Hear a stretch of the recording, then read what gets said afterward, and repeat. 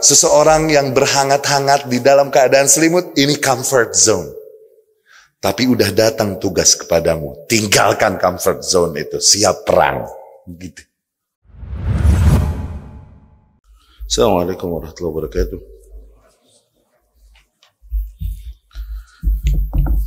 Bismillahirrahmanirrahim. Walhamdulillahi wa qad kafa.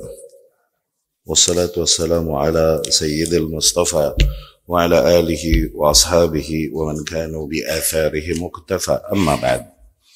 Ikhwati rahimakumullah, kemarin kita telah bahas dari Ar-Rahiq Al-Makhtum tentang awal turunnya wahyu kepada Rasulullah sallallahu alaihi wasallam, yaitu di Gua Hira, ya. Di masa-masa di mana Rasulullah sallallahu alaihi wasallam bertahannuts atau beriktikaf di situ. Mulai Rasul sallallahu alaihi wasallam melakukan kebiasaan iktikaf demikian adalah 3 tahun, ya. 3 tahun sebelum usianya 40. Jadi sejak Rasul berusia 37 tahun. Kondisi dan fenomena yang berjalan pada kaumnya mendorong ia untuk semakin sering menyendiri dan berpikir untuk apa yang harus dilakukan dan lain-lain. Dia mempertanyakan tentang hakikat keberadaan ini semua alam semesta dan lain-lain. Seolah-olah Allah Subhanahu wa taala mengarahkannya. Allah Subhanahu wa taala mengarahkan hatinya ke arah sedikit demi sedikit ke arah hak, ya. Diarahkan fokusnya, perhatiannya dan hatinya ke arah yang hak. Dengan apa? Hubbiba ilaihil khala. Tiba-tiba Rasul suka menyendiri, ya. Setelah awal-awal bentuk wahyu yang turun kepada Rasul sallallahu alaihi wasallam sebelum kedatangan Jibril adalah ar-ru'ya as-sadiqah, mimpi yang benar, mimpi yang truth, yang Rasul sallallahu alaihi wasallam seringkali alami. Wa kana yara mithla falaqis subh, dan di dalam mimpi-mimpi itu sering Rasulullah sallallahu alaihi wasallam melihat seperti falaq as-subh, yakni langit yang kemerahan karena mulai terbitnya matahari, ya. Bahasa kita sunrise, ya. Sering Rasul melihat demikian, dan itu adalah satu bagian dari 36 bagian kenabian kemarin kita katakan, ya. 46, ya, satu bagian dari 46 bagian kenabian, ya. Sehingga turunlah kepada Rasulullah sallallahu alaihi wasallam wahyu di bawah Jibril alaihi salam pertama di 21 Ramadan, ya, di usianya ke-40. Di situ Rasul sallallahu alaihi wasallam dipeluk dengan erat oleh Jibril, perintahkan untuk baca Iqra. Rasul berkata, "Mana biqari?" Aku tak bisa membaca. Kemudian Jibril kembali memeluknya dengan erat sampai balagha minniyal jahd, sampai enggak bisa napas, ya. Kemudian arsalani, kemudian dia melepaskanku dan berkata, "Iqra, bacalah." Kembali Rasul berkata, "Ma ana biqari," aku tak bisa membaca. Dan kemudian Jibril pun melakukan yang ketiga kalinya, tapi tetap Rasul berkata, "Ma ana biqari," aku tidak bisa membaca. Kemudian barulah Jibril mengatakan, "Iqra bismi rabbikal ladzi khalaq, khalaqal insana min 'alaq, iqra wa rabbukal akram." Ya. Nah, itulah wahyu yang awal turun kepada Rasulullah sallallahu alaihi wasallam. Pulang Rasul sallallahu alaihi wasallam dalam keadaan menggigil, bergetar, ketakutan luar biasa dan penuh dengan pertanyaan, apa itu, apa yang terjadi itu. Dan kemudian singkat cerita Khadijah Ummul Mukminin membawanya kepada pamannya, yaitu Waraqah ibnu Naufal radhiyallahu anhu. Waraqah ibnu Naufal ini adalah seorang yang mencari kebenaran di masanya dan banyak membaca kitab-kitab samawi terdahulu, dan tanassar, dia memilih agama Isa alaihis salam, ya. Dan kemudian demi mendengar cerita yang dialami Rasulullah sallallahu alaihi wasallam, barulah Waraqah mengabarkan bahwa apa yang turun dan menghampiri dan menemuinya di Gua Hira itu adalah namus. Namus yakni Jibril alaihi salam yang juga turun kepada Musa alaihi salam. Dan Waraqah pun radhiyallahu anhu mengabarkan bahwasanya kelak seseorang sepertimu yang membawa beban ini, membawa tugas ini, akan dimusuhi dan diusir oleh kaumnya, ya. Di situ Waraqah pun berjanji, apabila nanti masamu datang dan aku masih hidup, aku akan menolongmu dengan pertolongan all out, Kata Waraqah demikian, tapi tidak lama setelah itu Waraqah meninggal dunia radhiyallahu anhu, ya. Nah, setelah turun hari pertama wahyu itu, wahyu pun tidak kembali kepada Rasulullah sallallahu alaihi wasallam. Jibril tidak kembali mendatangi Rasulullah sallallahu alaihi wasallam beberapa lama. Ini ada masa yang dibilang masa fatrah al-wahyi. Masa-masa putusnya wahyu, ya. Masa-masa putusnya wahyu. Sampai bab itu kita ya, fatratul wahyi. Zain. أما مدة فترة الوحي فاختلفوا فيها على عدة أقوال والصحيح أنها كانت أياما وقد روى ابن سعد عن ابن عباس ما يفيد ذلك وأما ما اشتهر من أنها دامت 3 سنوات أو 2 سنتين ونصفا فليس بصحيح. Adapun lamanya jeda wahyu sejak awal datang Jibril alaihi salam sehingga wahyu berikutnya ini berapa lama, itu para ahli ilmu berselisih pendapat nih, berapa lama jedanya. Oke? Ada pendapat yang mengatakan 6 bulan, ada yang mengatakan ada yang mengatakan 3 tahun, ada yang mengatakan 2 tahun 6 bulan dan lain-lain. Tidak, tapi yang sahih adalah di mana fatrahnya tersebut, masa putusnya tersebut adalah hanya beberapa hari. Pendapat ini yang lebih tepat, ya, sebagaimana yang diriwayatkan juga dari Ibnu Abbas radhiyallahu anhu. وقد ظهر لي شيء غريب بعد إدارة النظر في الروايات وفي أقوال أهل العلم. Nah, Syekh Safiyur Rahman ini menyimpulkan sesuatu.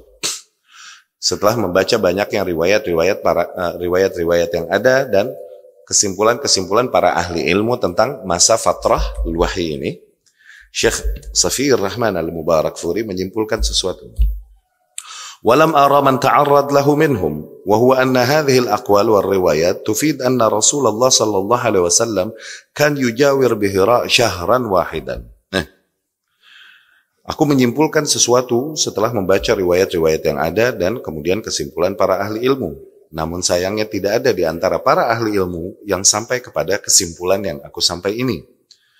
Aku melihat dari ucapan-ucapan para ahli ilmu dan riwayat-riwayat yang ada memberikan keterangan bahwasanya Rasul Shallallahu Alaihi Wasallam berarti stay di Gua Hira bertahannuts nih selama 1 bulan kan, wa huwa syahrul Ramadan, dan itu selama bulan Ramadan min kulli sanah, tiap tahunnya, ya, selama 3 tahun. Ingat kemarin itu ya.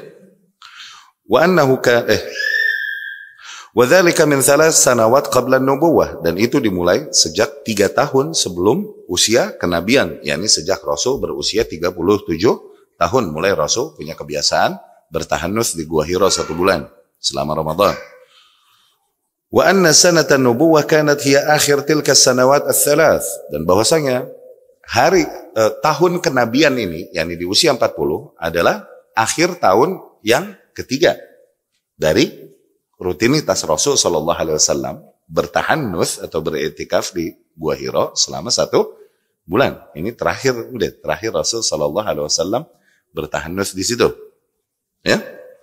Wa annahu kana yutimmu jiwarahu bi tamami syahri Ramadan, dan dari riwayat yang ada dapat disimpulkan bahwasanya Rasul Shallallahu Alaihi Wasallam di tahun ketiga ini Ramadan ya telah disempurnakan juga Rasul telah menyempurnakan iktikafnya selama 1 bulan di situ Shallallahu Alaihi Wasallam.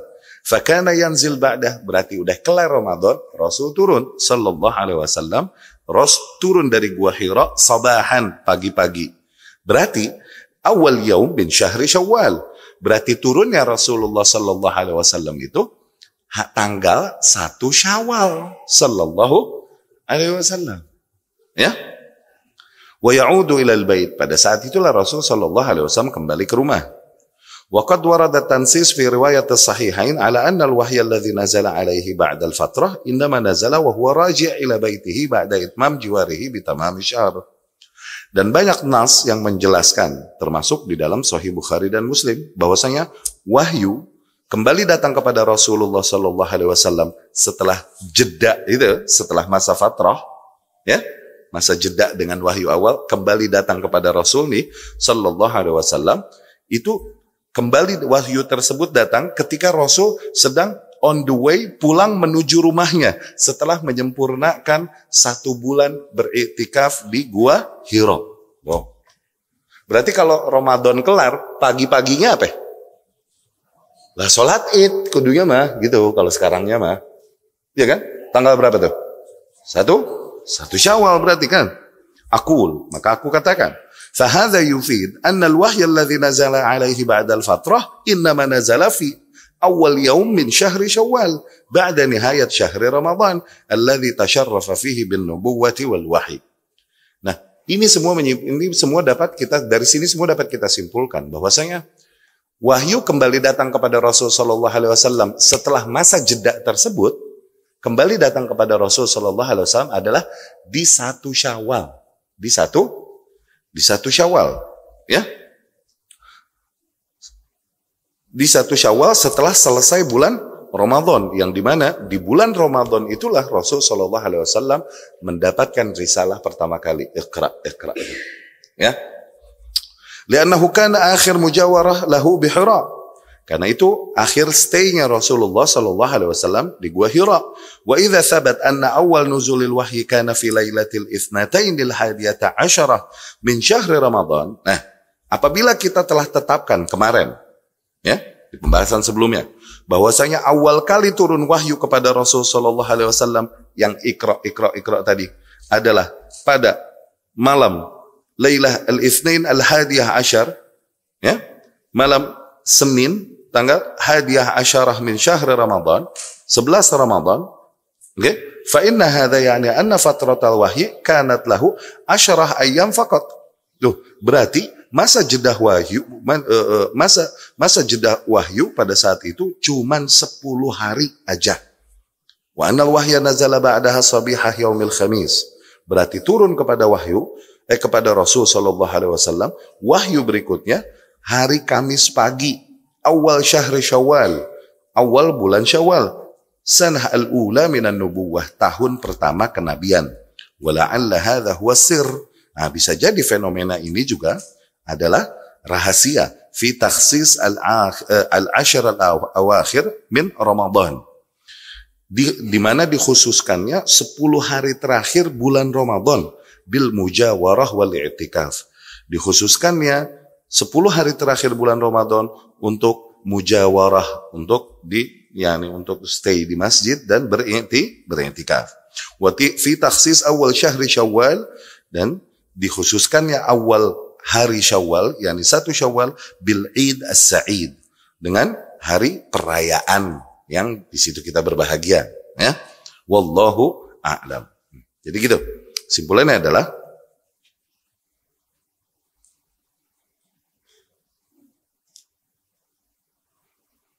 jadi disimpulkan oleh Syekh di sini rahimahullah bahwasanya berarti jeda wahyu antara wahyu turun pertama Jibril alaihi salam kepada Rasul sallallahu alaihi wasallam, kemudian datang kemudian kalinya kepada Rasul sallallahu alaihi wasallam, ini 10 hari. Dan ini mencakup di 10 hari terakhir Ramadan, ya. Berarti turun kepada Rasul sallallahu alaihi wasallam itu di 1 Syawal. Ini ada rahasianya katanya. Itulah rahasianya, makanya dianjurkan buat kaum muslimin di 10 hari terakhir untuk apa? Untuk menghindarkan dirinya dari kesibukan-kesibukan duniawi dan lebih fokus beribadah di rumah-rumah Allah Subhanahu wa taala, beriktikaf, dan dikhususkannya hari 1 Syawal sebagai hari perayaan kemenangan, ya, yang dimana di situ kita berbahagia, ya. Karena apa? Disitulah turunnya wahyu dan turunnya petunjuk dari Allah Subhanahu wa taala di masa tersebut, ya. Itu katanya rahasianya. Wallahu a'lam. Wa qad baqiya Rasulullah sallallahu alaihi wasallam fi ayyamil fatrah ka'iban mahzunan ta'tarihi al-hiratu wad-dahsyah. Faqad rawa al-Bukhari fi kitab at-ta'bir ma nassu.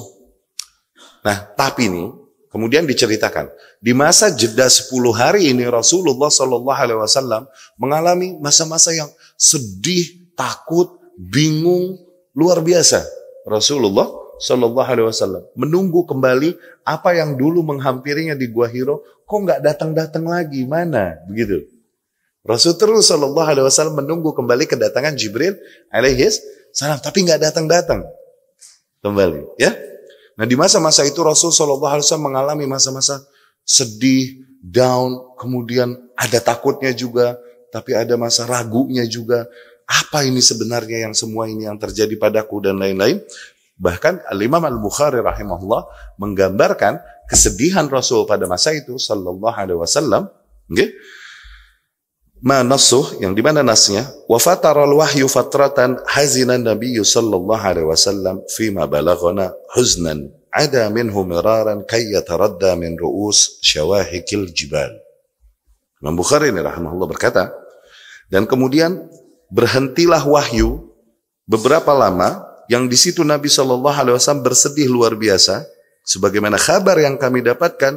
Begitu besar sedihnya Rasul sallallahu alaihi wasallam sampai mendorongnya berkali-kali menghampiri puncak-puncak bukit yang ada dan mau melompat darinya karena bingung apa yang terjadi. Rasulullah sallallahu alaihi wasallam bingung apa yang terjadi. Bahkan sampai mau lompat dari puncak-puncak bukit yang ada karena ragu dengan apa yang terjadi, dan terus tapi di waktu yang sama ketakutan, tapi nggak ada keterangan yang memuaskan hatinya dan lain-lain. Ya. فَكُلَّمَا أَوْفَى بِذِرْوَةِ جَبَلٍ لِكَيْ يُلْقِي نَفْسَهُ مِنْهُ تَبَدَّلَهُ جِبْرِيلٌ فَقَالَ يَا مُحَمَّدْ إِنَّكَ رَسُولُ اللَّهِ حَقًّا. Tapi tiap kali Rasulullah SAW menghampiri ujung bukit atau ujung jurang untuk melemparkan dirinya dari situ, di situ Jibril SAW memberikan penampakan, yakni memberikan suara dan berkata kepada Rasul SAW, wahai Muhammad, sesungguhnya engkau adalah benar utusan Allah. Nah, setelah mendengar suara demikian, yaskun, lebih tenanglah Nabi sallallahu alaihi wasallam. Wa takarru nafsu, jiwanya lebih stabil setelah mendengar hal tersebut. Fayarji, akhirnya kembalilah Nabi sallallahu alaihi wasallam tidak jadi menghampiri ujung puncak bukit tersebut untuk melemparkan dirinya. Fa idza talat alaihi fatratul wahyi, demikian ketika akhirnya wahyu lama lagi menunggu, kembali Rasul sallallahu alaihi wasallam sedih dan ragu sehingga melakukan hal demikian. Ghada limithli dzalik. Rasul pun mengulangnya sallallahu alaihi wasallam.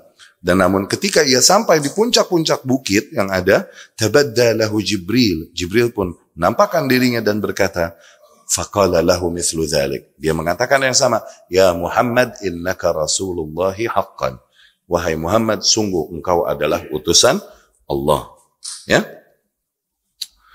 Nah, demikian ada masa di mana Rasul sendiri sallallahu alaihi wasallam goyang dan benar-benar belum punya bimbingan apa yang harus dilakukan, belum punya jawaban yang jelas akan apa yang terjadi padanya di beberapa hari kemarin, di mana makhluk berbentuk seorang lelaki menghampirinya dan memeluknya dan mengatakan iqra.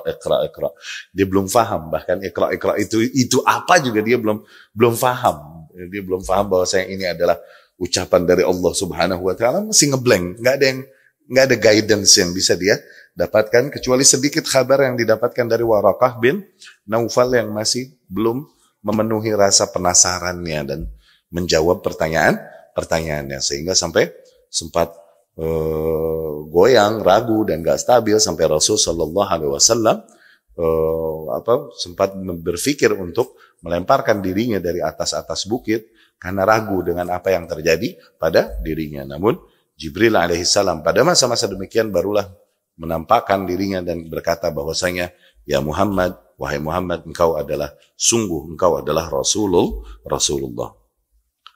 Jibril yanzil bil wahyi marrah thaniyah. Nah, kemudian Jibril benar datang dengan wahyu di yang kedua kalinya.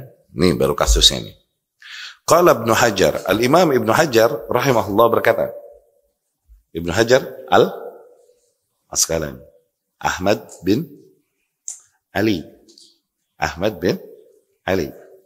ya, Ibn Hajar Al-Asqalani rahimahullah berkata, wa kana dzalik ay inqita'ul wahyi ayyaman.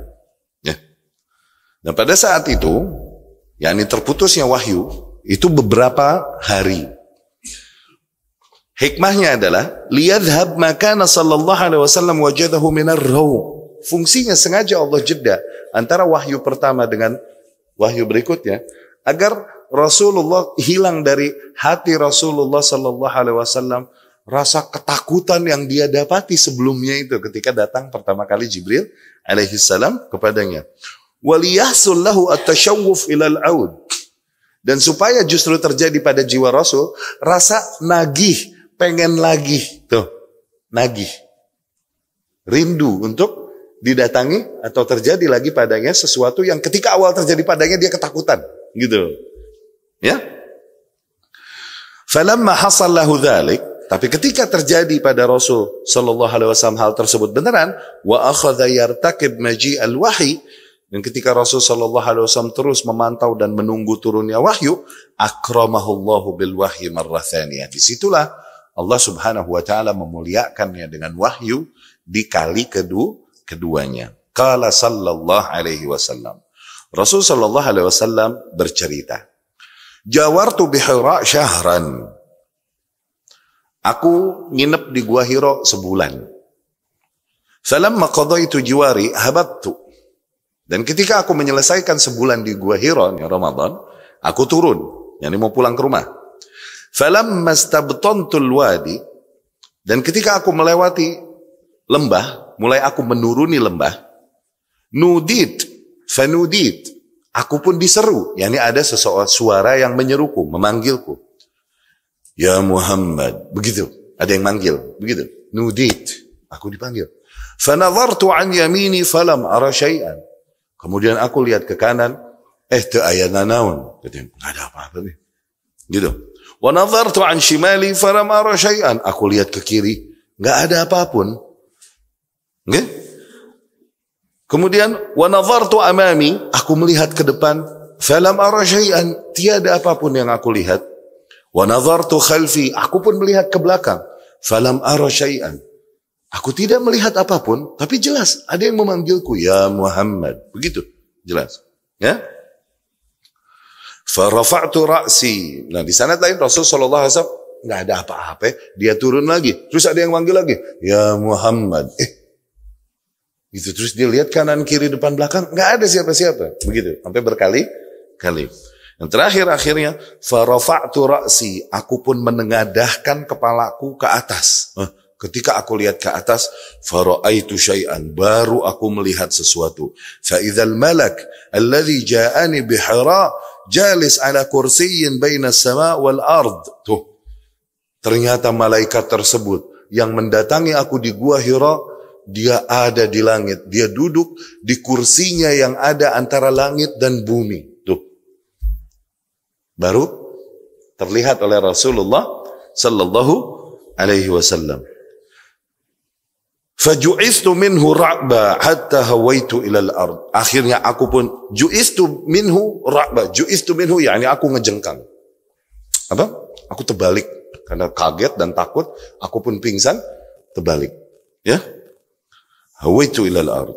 Fa'ataitu Khadijah. Aku pun pulang segera setelah itu langsung menghampiri Khadijah radhiyallahu anha, ummul mukminin. Di rumah pulang, fakultu, aku pun berkata kepada Khadijah, zammiluni, selimuti aku. Begitu. Yani dathiruni, wasubbu alayya ma'an baridan.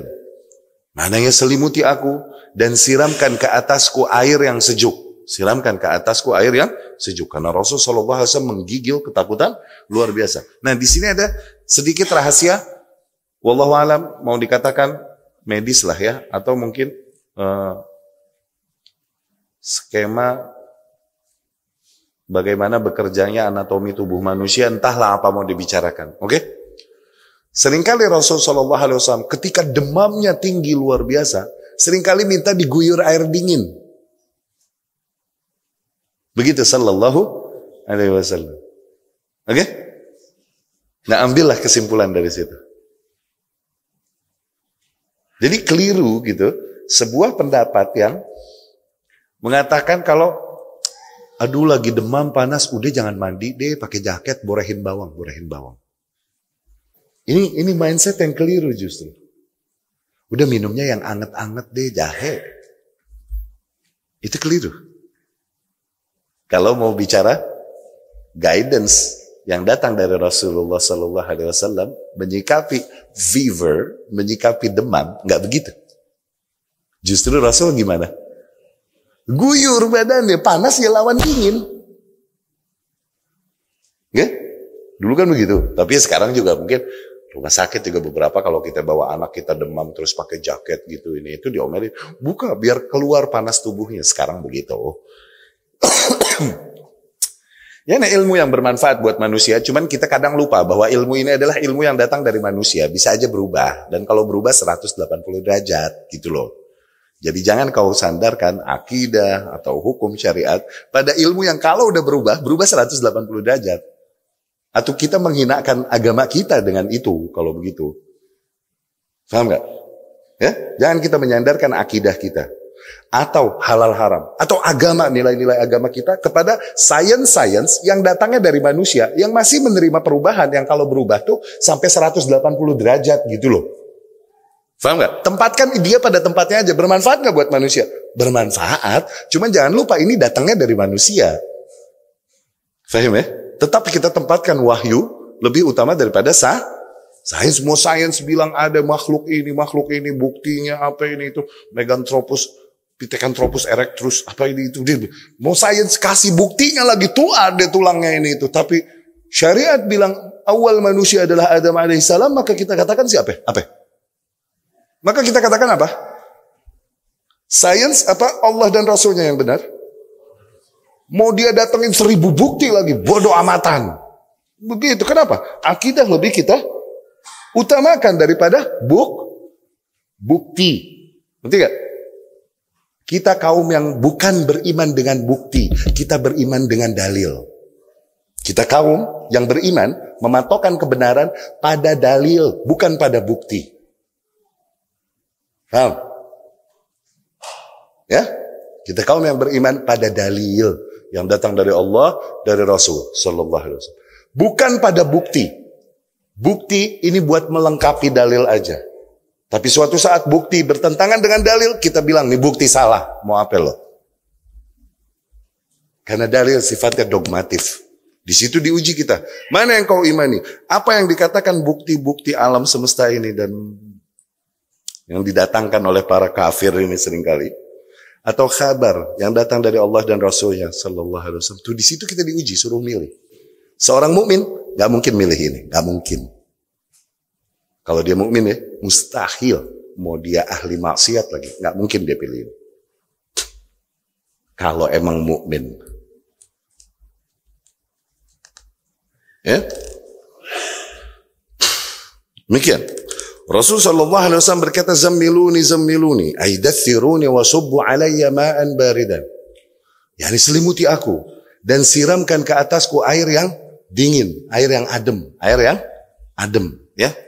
Karena Rasul sallallahu alaihi wasallam seringkali demikian meminta kalau dia menggigil dan demamnya tinggi. Demikian juga kisah di akhir hayat Rasulullah sallallahu alaihi wasallam seringkali minta diguyur atau maka itu fungsinya kompres pakai air apa? Air dingin, pakai air dingin kompres gitu. Ya, air AC tuh. Beneran, air AC dingin, ajib itu, dinginnya dingin sedang, buat kompres ajib itu. Iya. Ya. Zain. Qal fadatharuni, akhirnya mereka pun menyelimutiku, wasabbu alayya ma'an baridan, dan menyiramku dengan air yang dingin. Fanazalat.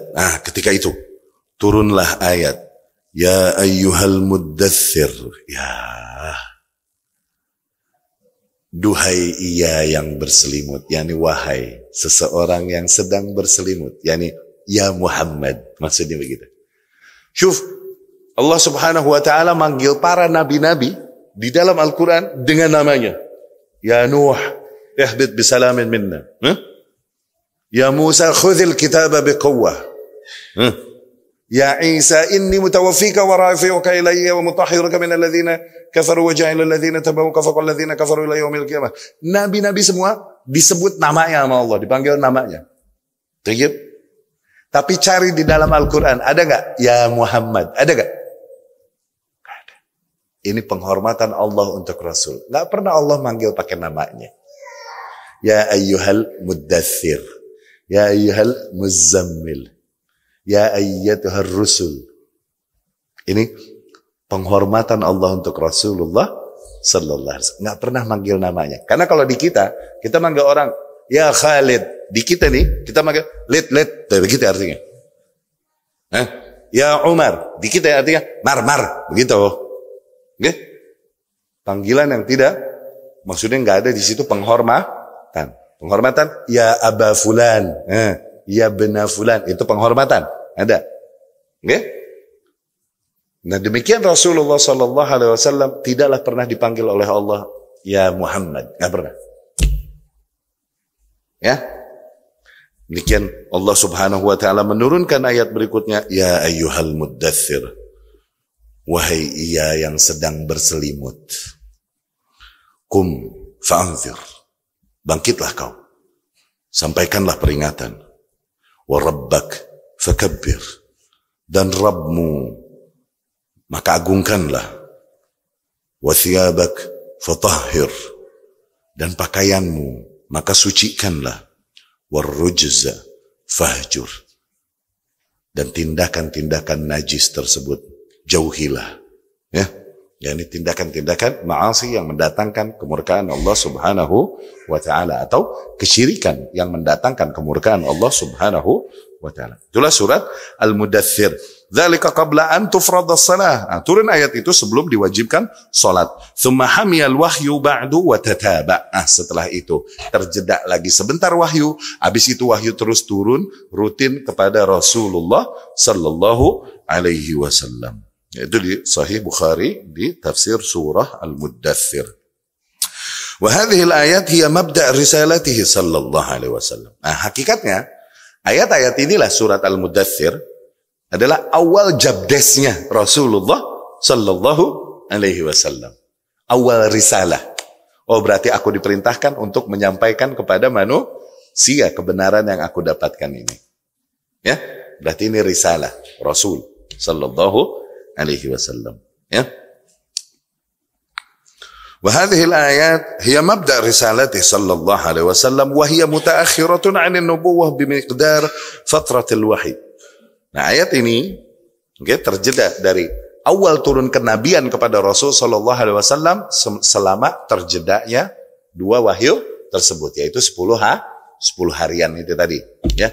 Berarti awal turun wahyu Iqra ini Nabi sallallahu alaihi wasallam fix, tapi belum jadi rasul. Nggih?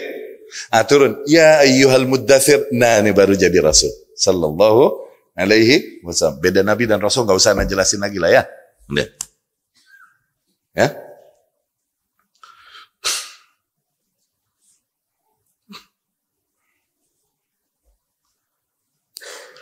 وتشتمل على نوعين من التكليف مع بيان ما يترتب عليه. Dan ayat ini mencakup dua macam bentuk taklif serta penjelasan konsekuensinya, ya. Dua macam bentuk taklif tersebut di surat Al-Mudaththir tadi.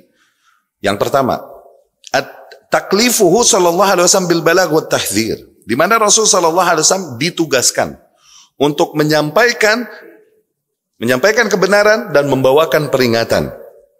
Wadzalika fi qoulihi ta'ala, itu disimpulkan dari firman Allah Subhanahu wa taala, qum fa'anzir, bangkitlah dan sampaikanlah peringatan, ya.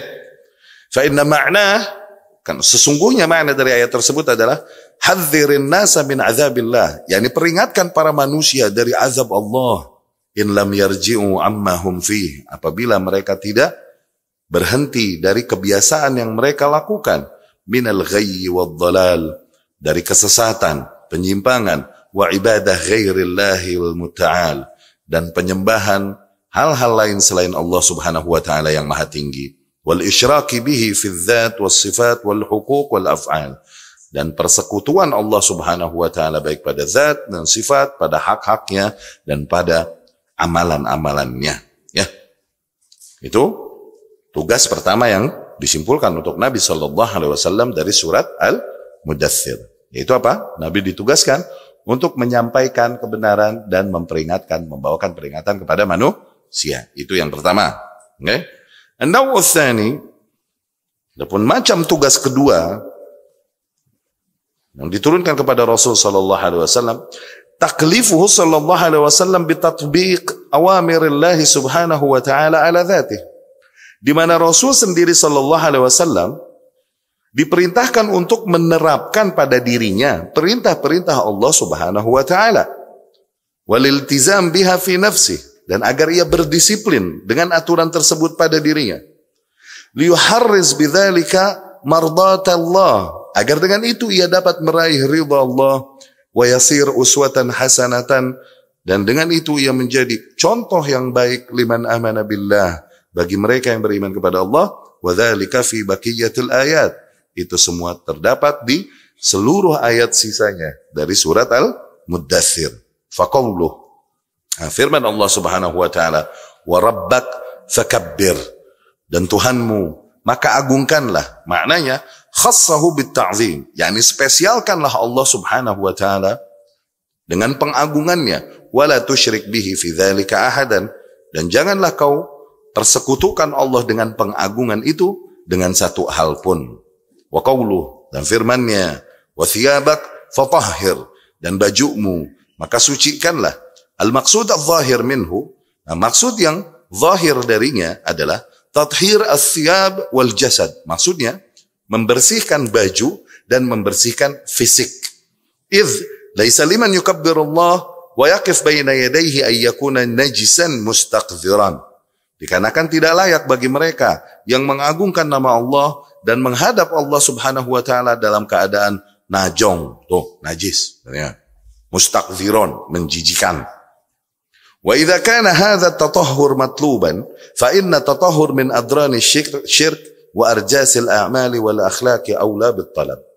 Coba bayangkan, apabila bersuci pada baju dan pada fisik saja dituntut, maka dapat kita fahami bahwa bersuci, mensucikan jiwa dari noda-noda kesyirikan dan dari keburukan-keburukan amalan dan perangai, tentunya akan lebih dituntut dari para manusia. Begitu. Ini terutama dari Rasulullah sallallahu alaihi wasallam. Wa qawluh, dan firman-Nya, warrujza fahjur, maknanya adalah ibta'id an asbab sakhatillah wa azabih, jauhkanlah dirimu dari sebab-sebab datangnya murka Allah dan azabnya. Wa dzalika biltizam ta'atih wa tarki ma'siyatih, yaitu dengan cara bertahan menjalankan ketaatan kepadanya dan meninggalkan maksiat-maksiat kepadanya. Wa qawluh, dan firman-Nya, wala tamnun tastakthir, janganlah kau berharap untuk mendapatkan lebih banyak. Maknanya adalah la tuhsin ihsanan turidu ajrahu minan nas, janganlah kau berbuat ihsan hanya demi mendapatkan kebaikan dari para manusia. Au turidu lahu jaza afdal fi hadhihi dunya, atau demi mendapatkan balasan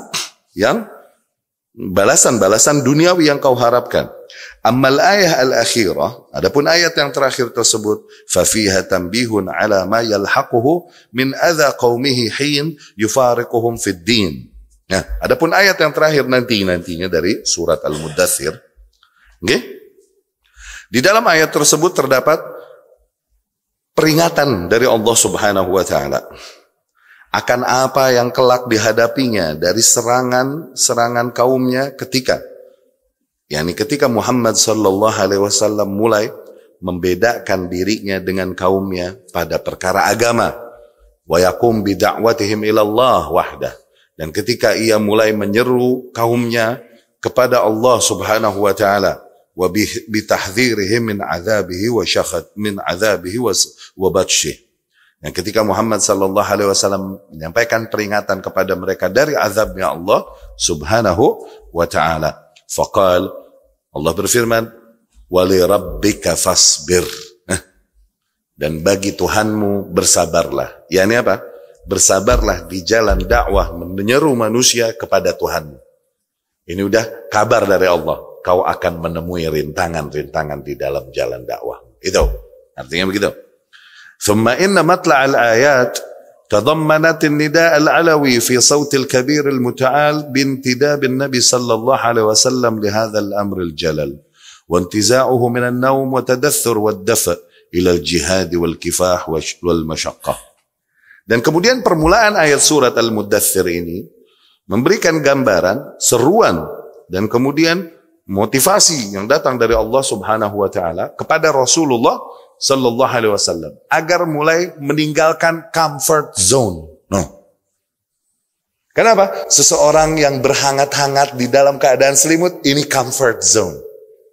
Tapi udah datang tugas kepadamu, tinggalkan comfort zone itu, siap perang. Gitu. Artinya. Ya? Bangkitlah kau. Ya? Tinggalkan kehangatan berselimut tersebut dan mulailah menuju jihad dan perjuangan dan seluruh kesulitan, yakni di jalan Allah Subhanahu wa taala. Itu ya ayyuhal muddaththir, wahai ia yang berselimut. Gitu. Ya? Ka'annahu qil, seolah-olah dikatakan kepadanya, innal ladzi ya'ishu li nafsihi qad ya'ishu mustarihan. Sesungguhnya mereka yang hidup hanya untuk dirinya sendiri, maka mereka bisa hidup santai, mustarihan, tenang. Amma anta, adapun engkau wahai Muhammad, alladzi tahmil hadzal ib' al-kabir fama laka wan nawm. Adapun engkau wahai Muhammad yang mengemban tugas besar ini, yakni risalah dari Allah Subhanahu wa taala, apa urusanmu dengan tidur? Malaka warraha, apa urusanmu dengan santai-santai? Malaka wal firash ad-dafi, apa urusanmu dengan kasur yang hangat? Wal aishil hadi, apa urusanmu dengan kehidupan yang tenang? Ya? Wal mata'al murih, apa urusanmu dengan harta-harta yang membahagiakan?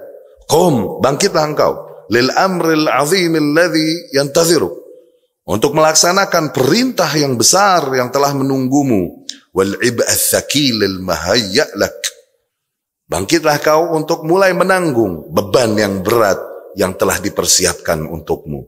Qum lil juhdi wan nasab, bangkitlah kau untuk berjuang, ya, dan berkorban. Wal kadi wat ta'ab, bangkitlah kau untuk menghadapi seluruh kesulitan dan rasa berat. Qum faqad madha waqtun naumi war rahah, bangkitlah kau, sungguh telah pergi waktu-waktu tidur dan istirahat.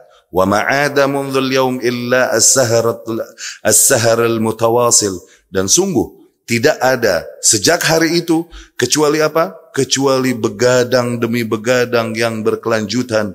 Wal jihad tawil, dan perjuangan yang panjang. Asyaq, yang berat. Qum, bangkitlah kau. Fatahayya li hadzal amr wasta'id, dan persiapkanlah dirimu untuk mengemban tugas yang besar ini. Tuh, seolah-olah Allah lagi ngomong gitu. Ya ayyuhal muddaththir, yakni tinggalkan comfort zone-mu, udah gak ada waktu untukmu. Udah dipersiapkan bagimu tugas ya berat. Gitu maksudnya. Ya. Innaha kalimatun azimatun rahibatun tanza'uhu sallallahu alaihi wasallam min daf'il firash fil baitil hadi wal hadnil dafi litadfa'a bihi fil khadam baina az-za'azi'i wal anwa' wa baina ash-shaddi wal jadhabi fi dhamairin nasi wa fi waqi'il hayati sawa. Sungguhnya itu adalah rangkaian kalimat yang agung, yang menyeramkan, yang mencambuk Rasulullah sallallahu alaihi wasallam, membuatnya meninggalkan hangatnya kasur di rumah dan hangatnya pelukan orang rumah, agar mulai ia bawa dirinya ke dalam amukan ombak di antara za'azi wal anwa' baina syadd wal jazab fi dhamairin nas fi waqi'il hayati sawa. Ini lebih kepada ungkapan-ungkapan menggambarkan kesulitan dan perjuangan dakwah Rasulullah sallallahu alaihi wasallam di kemudian hari. Wa qama Rasulullah sallallahu alaihi wasallam fa dhalla qa'iman ba'daha akthar min 20 aman. Akhirnya bangkitlah Rasulullah sallallahu alaihi wasallam melaksanakan tugasnya, dan terus ia melaksanakan tugasnya setelah hal tersebut, setelah hari itu, bahkan lebih panjang dari 20 tahun. Lam yastarih wa lam yaskut, tidak pernah ia bersantai-santai, tidak pernah ia beristirahat dari membawakan dakwahnya. Lam ya'ish li nafsih, tidaklah ia hidup hanya untuk dirinya. Wala li ahli, tidaklah ia hidup hanya untuk keluarganya. Qam wa dhalla qa'iman ala da'watillah, ia terus melaksanakan dakwah kepada Allah. Yahmilu ala atiqihi al-'ib'a ats-tsaqil al-bahita wa la yanu'u bih, ia terus mengemban di pundaknya beban yang berat tersebut, ya, dan tidak ia tinggalkan beban tersebut. Ab'al amanah al-kubra, yaitu beban amanat yang besar, fi hadhil ard, di muka bumi ini. Ib'al bashariyah kulliha, ia mengemban beban para umat manusia. ib'ul akidah kulliha, ia mengemban beban akidah secara keseluruhan, wa ib'ul kifah wal jihad fi mayadin syatta, asha fil ma'rakah ad-daibah al-mustamirrah akthar min 20 aman. Rasul sallallahu alaihi wasallam berada hidupnya di dalam keadaan perang yang terus menerus lebih lama dari 20 tahun. La yulhihi sya'nun min sya'nin an khilal hadzal amad منذ أن سمع النداء العلوي الجليل. Tidaklah ia pernah lalai sedikit pun. Tidaklah ia lalai dari satu tugas kepada tugas yang lain sejak ia mendengar panggilan dari langit tersebut yang mulia. Yani ya ayyuhal muddathir itu. Ya. Wa talaqqa minhu at-taklif ar-rahib. Jazahullahu 'anna wa 'anil basyariyyati kullaha khairal jazaa. Semoga Allah mengganjar Rasulnya sallallahu alaihi wasallam dengan seluruh ganjaran baik dari kami, dari kita, yani, dan dari seluruh manusia. Walaisatil awraqil atiyah illa surah musaghgarah basitah min hadzal jihad at-tawil. Dan bukanlah lembaran-lembaran yang akan datang, yani bukanlah buku ini nanti, kecuali hanya gambaran singkat saja dari gambaran perjuangan Rasul sallallahu alaihi wasallam yang panjang, asyaq, yang berat, alladzi qama bihi Rasulullah sallallahu alaihi wasallam, yang telah dijalani Rasul sallallahu alaihi wasallam khilal hadzal amad, di masa hidup dakwahnya. Ya. Kemudian aqsamul wahyi, macam-macam wahyu. Tayyib. Yani macam-macam bentuk datangnya wahyu kepada Rasulullah sallallahu alaihi wasallam. Ya. Sebelum kita membahas tentang perjuangan perjalanan dakwah Rasul sallallahu alaihi wasallam, maka baiknya kita membahas dulu tentang jenis-jenis wahyu dan level-levelnya. Al-Imam Ibnul Qayyim rahimahullah menyebutkan level-level wahyu tersebut, macam-macam wahyu dan level-levelnya tersebut. Yang pertama, ar-ru'ya as-sadiqah, mimpi yang sadiq tadi, mimpi yang berasa jujur, mimpi yang benar, mimpi as-sadiq. Ya. Wa kanat mabda' wahyihi sallallahu alaihi wasallam. Inilah dimulainya wahyu kepada Rasulullah sallallahu alaihi wasallam. Ya. Awal ma budi'a bihil wahyu ar-ru'ya as-sadiqah yaraha fi naumi. Yang kedua, makana yulkihil malak fi raw'ihi wa qalbihi min ghair ayyara. Bentuk wahyu datang kedua kepada Rasul sallallahu alaihi wasallam. Malaikat menyampaikan nilai-nilai kepada hatinya tanpa Rasul melihat malaikat tersebut sallallahu alaihi wasallam. Datang itu kepada wahyu Rasul, kepada Rasul wahyu tersebut. Sebagaimana Nabi sallallahu alaihi wasallam menceritakan, "Inna ruhal quds nafatha fi rawi annahu lan tamuta nafsun hatta tastakmila rizqaha." Sesungguhnya Ruhul Kudus, yakni sesungguhnya Jibril, Roh Kudus yakni Jibril. Sesungguhnya Roh Kudus nafatha fi rawi, nafath, meniupkan dia, yakni membisikkan makna ini di hatiku, bahwasanya sungguh tidak akan satu jiwa pun mati sehingga sempurna jatah rizkinya. Fattaqullah, maka bertakwalah kalian kepada Allah, wa ajmilu fit talab, dan bercantik-cantiklah di dalam meminta kepada Allah. Wala yahmilannakum istibta'ur rizki ala an tatlubuhu bima'siyatillah, dan jangan sampai karena lambatnya datang rizki membuat kalian mengejar rizki dengan cara maksiat kepada Allah. Fa inna ma 'indallahi la yunalu illa bi ta'atih. Karena sesungguhnya apa-apa yang berada di sisi Allah, yakni ganjarannya, pahalanya, kebaikannya, tidaklah dapat diraih kecuali dengan cara mentaatinya. Ya? Itu yang kedua. Cara wahyu datang kepada Rasul dengan cara Jibril langsung membisikkan makna tersebut kepada hati Rasulullah sallallahu alaihi wasallam. Yang ketiga, Jibril alaihissalam datang kepada Rasul sallallahu alaihi wasallam menyerupai seorang lelaki, dan kemudian berbicara kepada Rasulullah sallallahu alaihi wasallam. Ini seperti yang terjadi di kasus hadis Jibril alaihissalam, ya. Atau sebagaimana yang diceritakan Ummul Mukminin Aisyah juga radhiyallahu anha, seringkali Jibril datang itu kirain Dihyah al-Kilabi.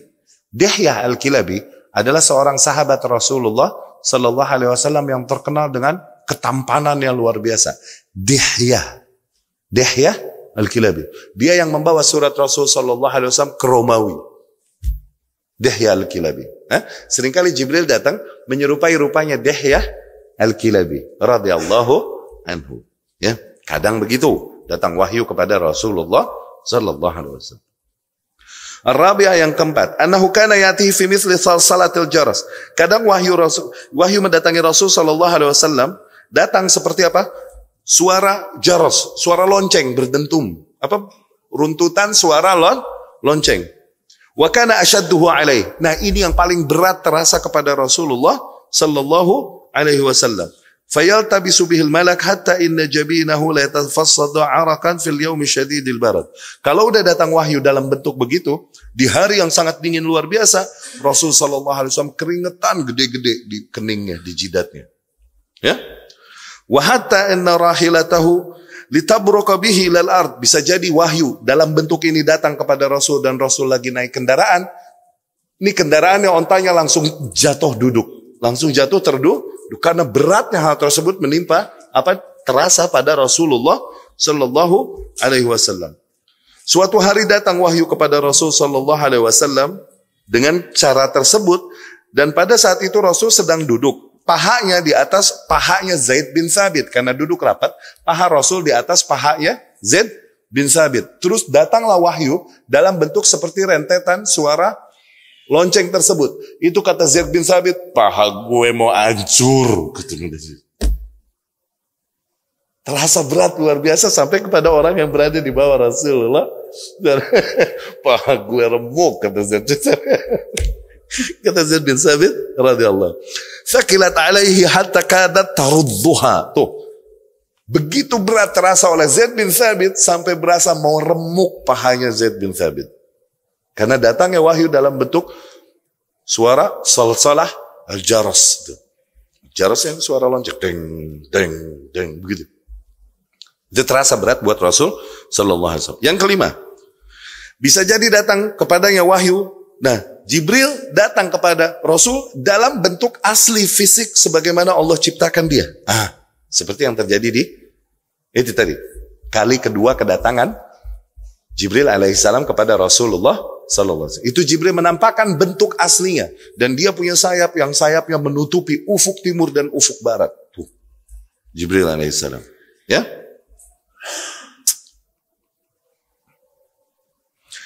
Kejadian demikian terjadi kepada Rasul, Jibril menampakkan asli fisik sebagaimana Allah menciptakannya kepada Rasul itu dua kali.